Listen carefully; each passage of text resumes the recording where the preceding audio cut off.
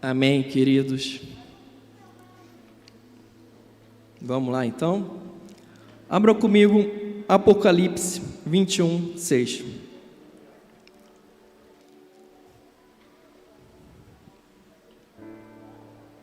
Amém. E disse-me mais: está cumprido. Eu sou o Alfa e o Ômega, o princípio e o fim. A quem quer que tiver sede, de graça lhe darei da fonte da água vida. Amém. Pai, eu estou aqui diante de Ti, Senhor.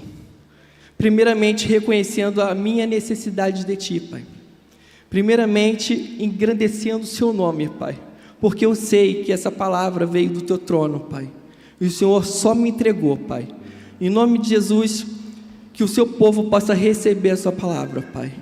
E eu glorifico o Seu nome, Pai, por estar aqui, Senhor, por ter essa oportunidade de levar a Sua palavra. Em nome de Jesus, amém. Amém, queridos. Queridos, o nosso Deus é o Alfa e o Ômega, o princípio e o fim. E Ele é justo e fiel para cumprir todas as suas promessas. Amém?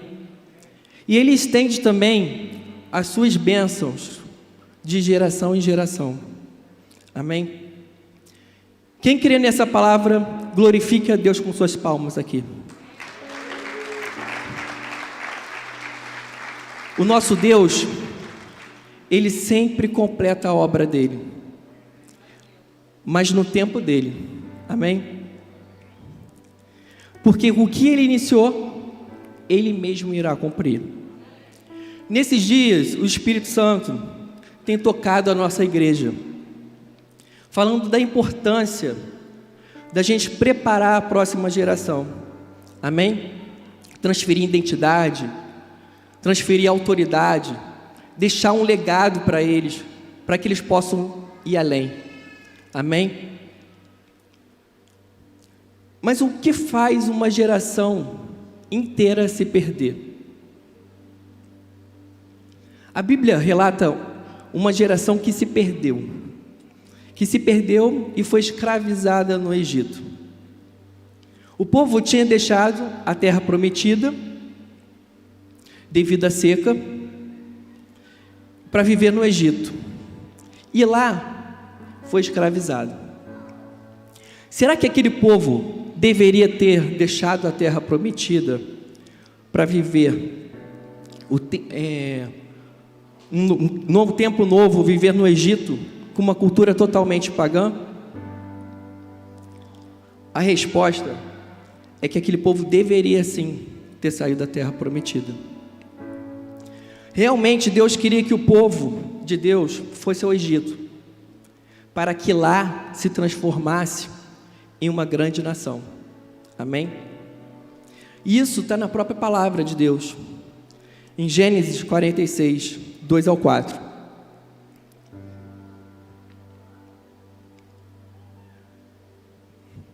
E falou Deus a Israel em visões de noite, e disse: Jacó, Jacó. E ele disse: eis-me aqui. E disse: eu sou Deus, o Deus do teu pai. Não temais descer ao Egito, porque eu te farei ali uma grande nação. E descerei contigo ao Egito, e certamente te farei tornar a subir. E José porá a sua mão sobre os teus olhos.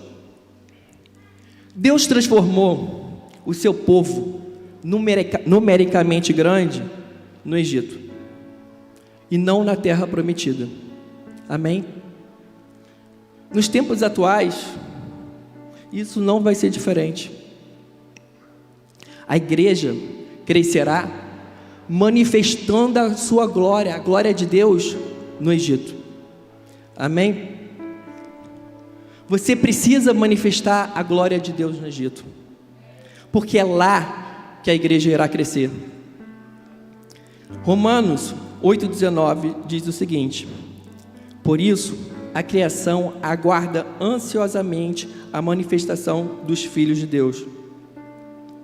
Irmão, você pode até viver no Egito, mas o Egito não é o nosso destino final. Amém? Deus tem uma terra prometida aqui para nós. Quem crê nisso glorifica a Deus com suas palmas, amém? Mas o que aconteceu com aquele povo no Egito? Aquele povo ficou no Egito por centenas de anos. E lá foi escravizado. Será que era vontade de Deus aquele povo fosse escravizado no Egito? A resposta é não. A primeira geração que chegou no Egito, ela era liderada por José, um hebreu que era governador do Egito. Ele era um homem honrado no Egito. Por quê? Porque lá ele manifestou a glória de Deus. Como assim, depois de centenas de anos, aquele povo se tornou escravo? A resposta é que houve uma grande falha. Vou repetir. Houve uma grande falha. Mas que falha foi essa? Falha de transferência. Transferência de uma geração para outra geração. Houve uma grande falha de transferência de identidade, transferência de autoridade, e eles não deixaram um legado para a próxima geração. E essa geração, a nossa geração, não pode falhar nisso. Amém? Nessa transferência. Ou você prepara, influencia essa geração e a próxima geração, ou quem vai fazer vai ser o Egito. Mas como eu vou influenciar a minha geração? O seu testemunho de vida irá influenciar a sua geração.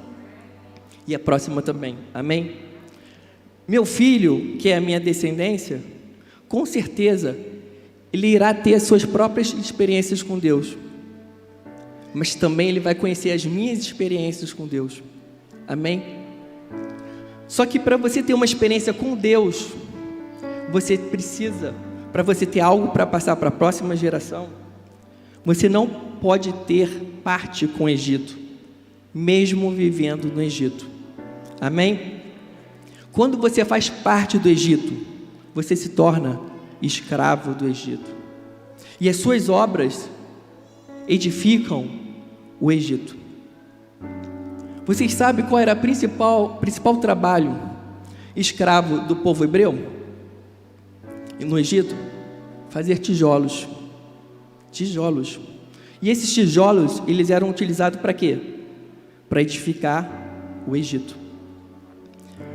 No Egito, os tijolos, eles eram feitos juntando barro umedecido com água, com palha picada, e depois eles deixavam secar no sol. Então o povo de Deus, ele fazia o quê? Ele vivia perto do rio. Para quê? Para que eles tivessem fonte de água para fazer os tijolos. E também para desenvolver as atividades agrícolas. O motivo da ida daquele povo ao Egito foi a falta de água. Mas como escravos, eles tinham água à vontade. Mas para quê? Edificar o Egito. Não é possível você preparar a próxima geração se essa geração estiver edificando o Egito. E a pergunta que eu te faço: qual reino você tem edificado? Será que a sua vida está sendo preparada, está sendo usada para construir tijolos para o Egito? Deus já tinha uma terra prometida para aquele povo. Mas eles, como escravos, edificavam a terra errada. Aquele povo se tornou dependente do Egito, do rio principalmente. E sair perto do rio era uma tarefa difícil para aquele povo. Por quê? Porque perto do rio, eles tinham que beber, eles tinham como pescar, como plantar. Então aquele povo, ele tinha uma dependência muito grande com o rio Nilo. Ele bebia do rio Nilo, mas nunca tinha sua sede saciada. E o maior medo daquele povo era que deixar o Egito, mas morrer no deserto, com fome e com sede. Por isso, houve uma grande falha de uma geração para outra. Como assim? Na geração de Abraão, de Isaac e de Jacó, eles não eram dependentes do rio para viver. Por quê? Porque eles eram formados, aquela geração, de cavadores de poços. Amém? A geração de Abraão, de Isaac e de Jacó era formada de quê? Cavadores de poços. E um cavador de poços não é dependente do rio. Pelo contrário, ele é um agente de transformação. Um cavador de poços, ser um cavador de poços, é você ser capaz de levar água em uma terra seca e infértil, para que lá nasçam frutos nessa geração. Amém? A sede que um cavador de poços tem é que o reino avance, cresça, principalmente aonde? Em terras secas, em terras inférteis. Amém? Um cavador de poços não cansa facilmente.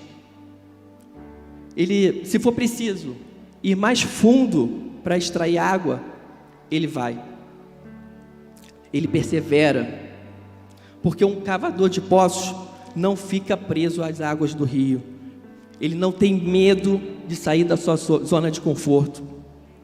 E você, irmão, é um cavador de poços. Amém? E você, irmão, deve preparar a próxima geração para que seja formada também de cavadores de poços. Repita comigo: eu sou um cavador de poços. Eu sou um cavador de poços. E formarei cavadores de poços. Amém. Se você crê nessa palavra, nessa frase que você acabou de expressar, glorifica o nome de Deus. Amém.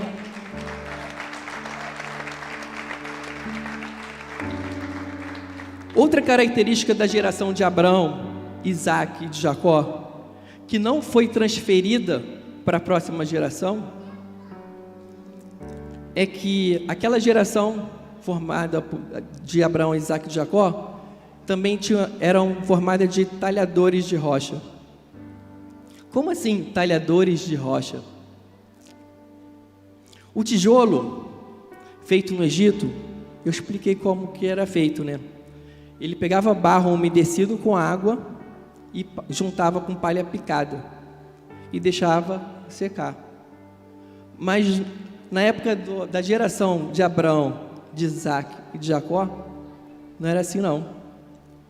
O tijolo ele era feito direto na rocha, talhando a rocha. Olha que diferença. O fundamento do reino de Deus é a rocha, que é Jesus Cristo. E a sua vida e a vida dos seus filhos devem estar o quê? Edificadas sobre a rocha. Amém? 1 Coríntios 3, 11 e 14, por favor.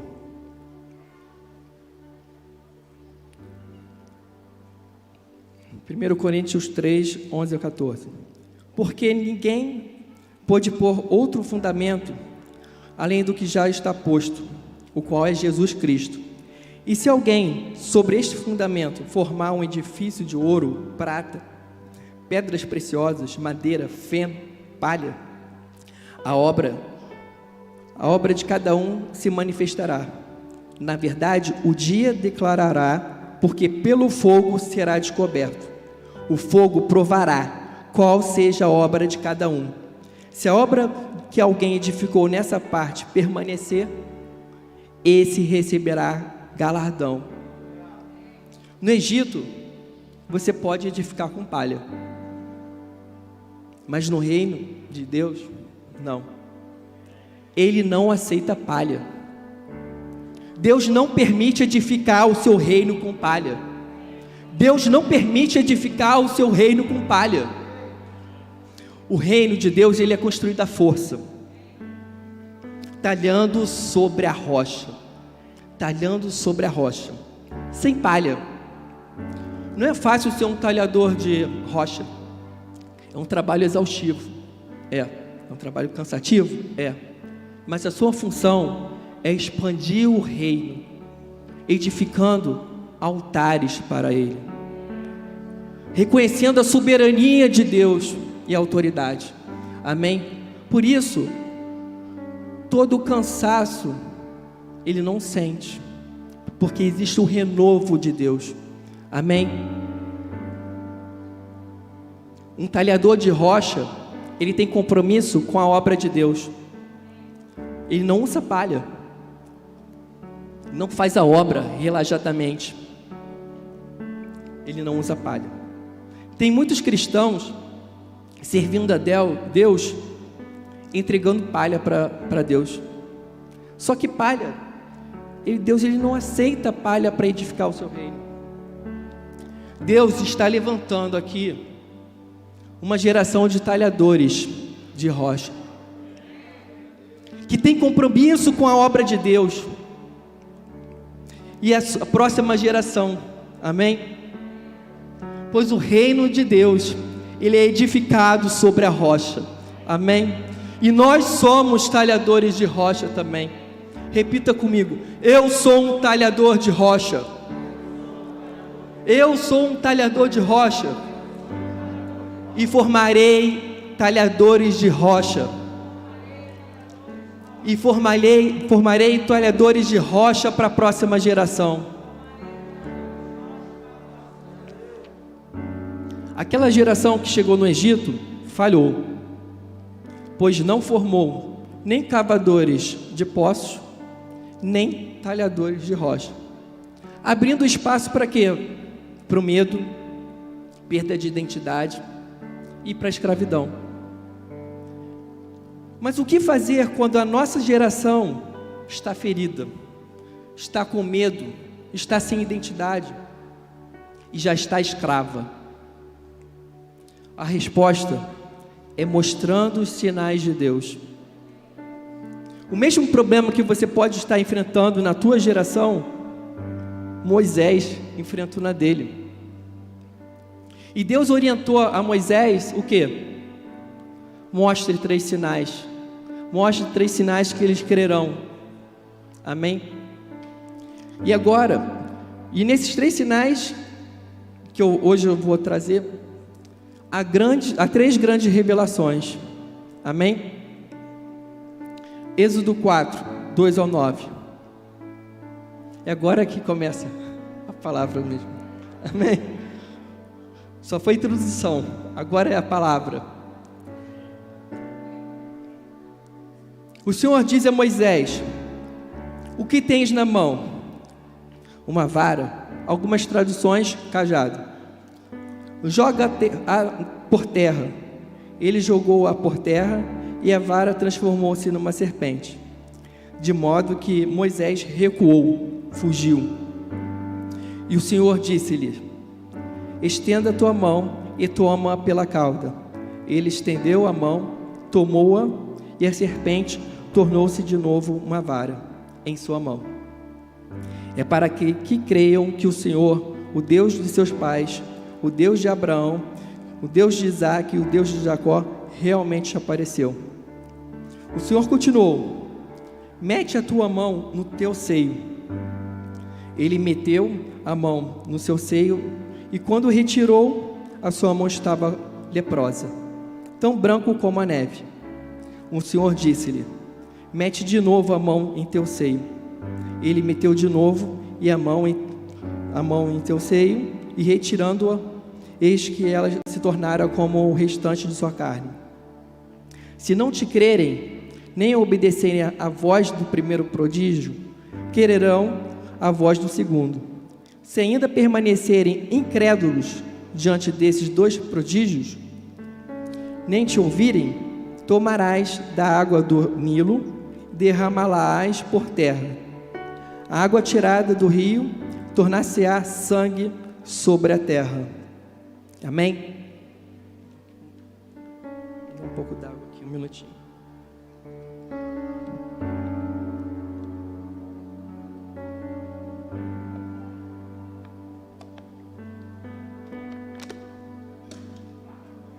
Amém. O primeiro sinal que Deus fez foi transformar o cajado de Moisés em uma cobra. A intenção do primeiro sinal foi extrair o medo de Moisés. Como assim? Provavelmente Moisés, ele não iria falar para Deus dos seus medos.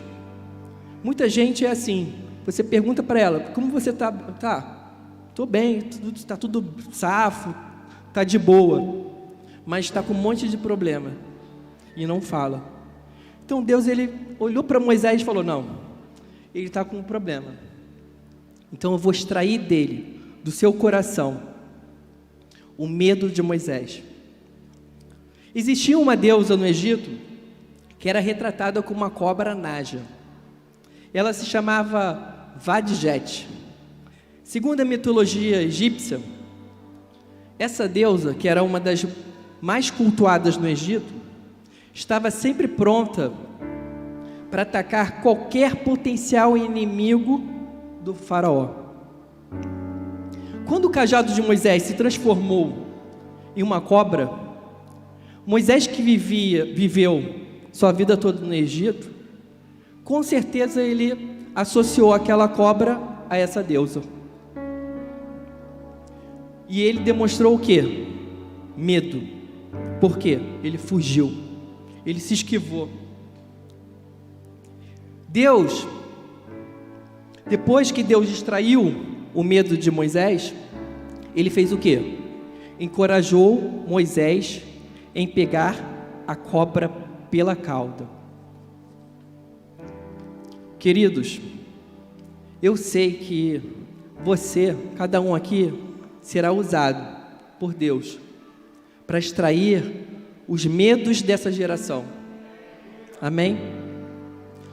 E encorajá-la para que pegue a cobra pela cauda. Quando você pega a cobra pela cauda, automaticamente ela dá o bote. E ela fica no formato de quê? Quando ela dá um bote? Formato de um cajado. E é nesse momento que Deus derrama sobre Moisés autoridade. E aquela cobra, ela se transforma novamente em o quê? Num cajado. Mas num cajado com autoridade. Um cajado com autoridade para abrir o mar. Amém? Nós temos que, cada um aqui tem que vencer os seus medos. Não é fácil sofrer ataque, mas muitas pessoas acabam sendo paralisadas pelos seus medos. Mas é quando a gente enfrenta os nossos medos, é que Deus derrama autoridade. Amém? O papel da liderança é encorajar essa e a próxima geração para que vençam os seus medos. Amém? Porque cavadores de poços e talhadores de rocha não são paralisados com os seus medos. Pelo contrário, eles vencem os seus medos e de lá eles avançam. Amém? A segunda intenção, a intenção do segundo sinal foi extrair lepra de Moisés. É uma outra revelação que Deus me deu. Quando Deus pediu para Moisés colocar a mão do peito, era para extrair o que tinha no coração de Moisés. Se Moisés tivesse uma tinta azul no peito, assim que ele tirasse, ele ia mostrar, uma tinta azul. Mas o que ele tinha no coração? Lepra. Lepra é uma doença que causa perda de sensibilidade na parte do corpo afetada. E o seu desenvolvimento pode causar a perda do membro afetado. Moisés, ele estava vivendo a vida sem pensar no seu povo, quando Deus visitou, sem pensar no corpo que ele fazia parte, sem pensar na sua geração e na próxima geração. Ele tinha fugido. Deus teve que tirar do coração de Moisés, a lepra. Amém? Muitos estão vivendo isolados no corpo. Por quê? Porque tem lepra no coração.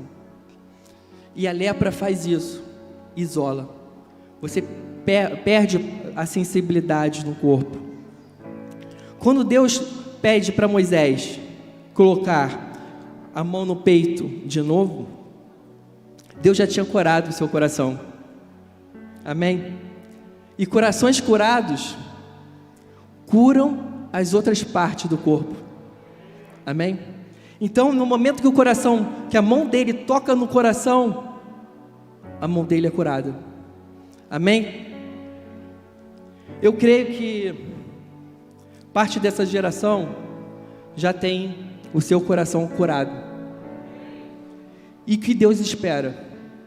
Deus espera que essa parte curada curam as demais partes.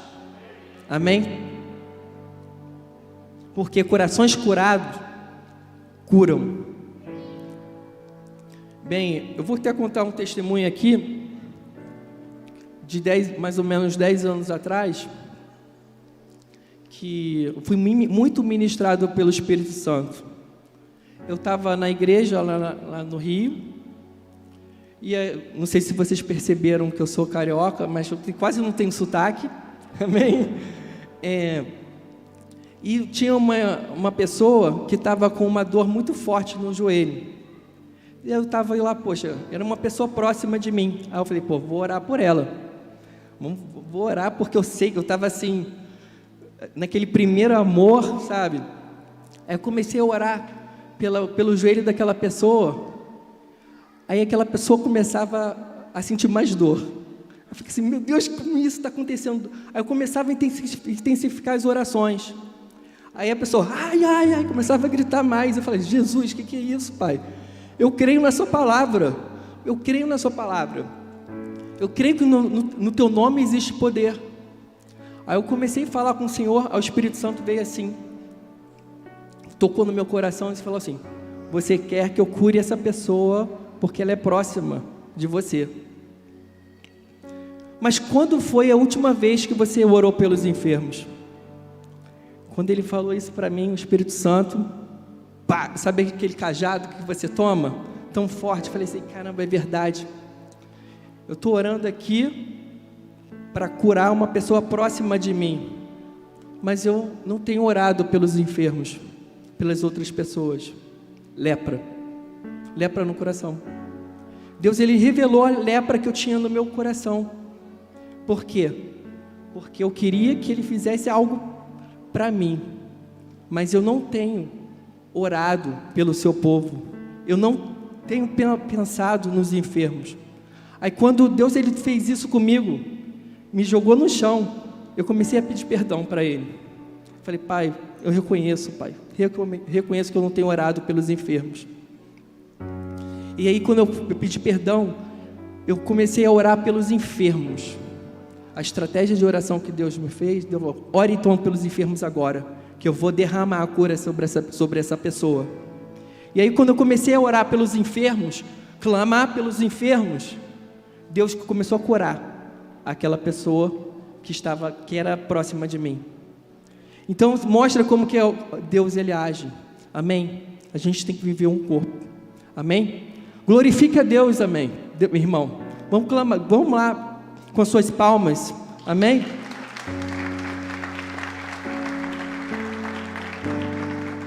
Porque a lepra, ela entra sutilmente no nosso coração. E eu tenho certeza que Deus está levantando uma geração de cavadores de poço e talhadores de rocha que vão ser usados para curar a sua geração e a próxima geração. Amém? Por quê? Porque eles não se isolam, porque eles não têm lepra no coração. Amém? O terceiro sinal, que, na minha opinião, é a maior revelação que Deus já me deu. E Ele me deu quando eu estava colocando meu filho para dormir. Meu filho tem 1 ano. Aí quando eu estava colocando ele lá para dormir, Deus, Ele tocou em mim de uma forma que trouxe a revelação. Ele falou: é de geração em geração, meu filho, é de geração em geração. E aí Ele trouxe a revelação dessa palavra, que para mim é a mais forte revelação que eu já recebi. A obra não termina na minha vida, ela vai continuar nas minhas gerações. A sua obra não vai terminar na sua vida, ela vai continuar nas suas gerações. Eu creio nisso. No primeiro sinal, agora vamos prestar atenção, amém? No primeiro sinal, nós vimos um cajado, uma cobra e um cajado. No segundo sinal, nós vimos uma mão sã, depois uma mão com lepra e novamente uma mão sã. No terceiro sinal, nós vimos a água do Nilo, depois sangue. Cadê a água novamente?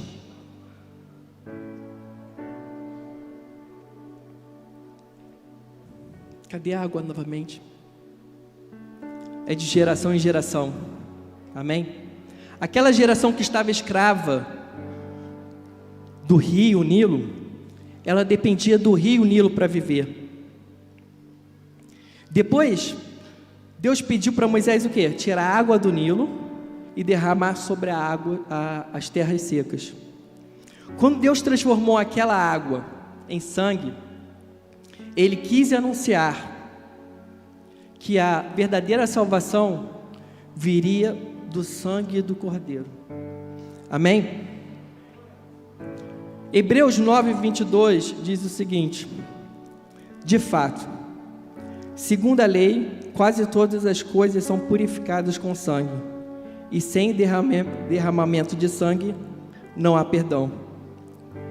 Deus enviou o seu Filho para todo aquele que beber do seu sangue gere vida. Amém? Deus enviou o seu Filho para todo aquele que beber do seu sangue gere vida.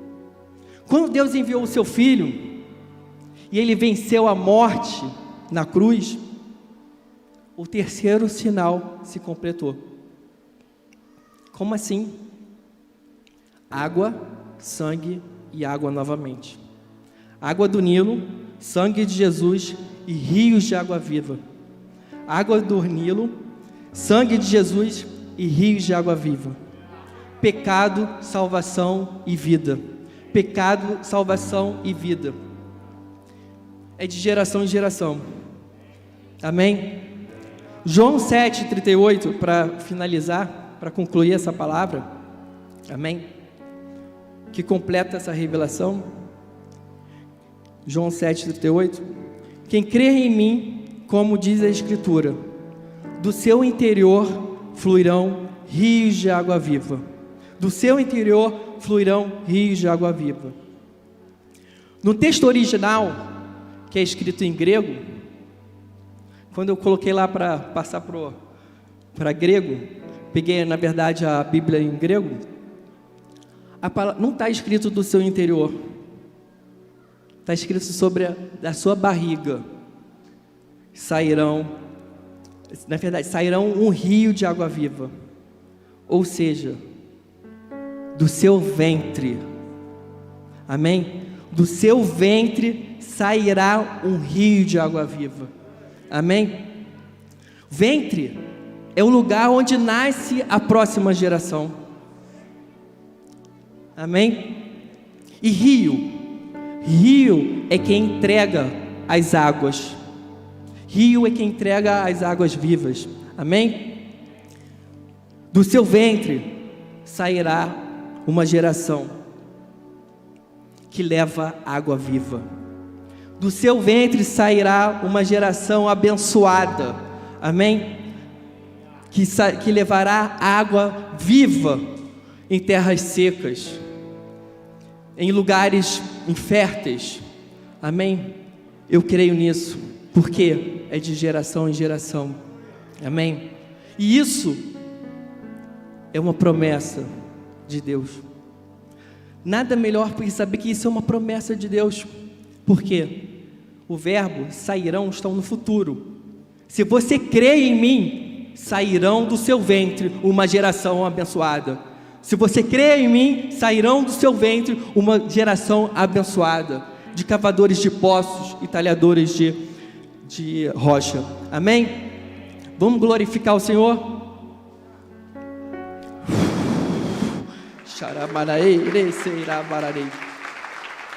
Santo é o seu nome, Pai.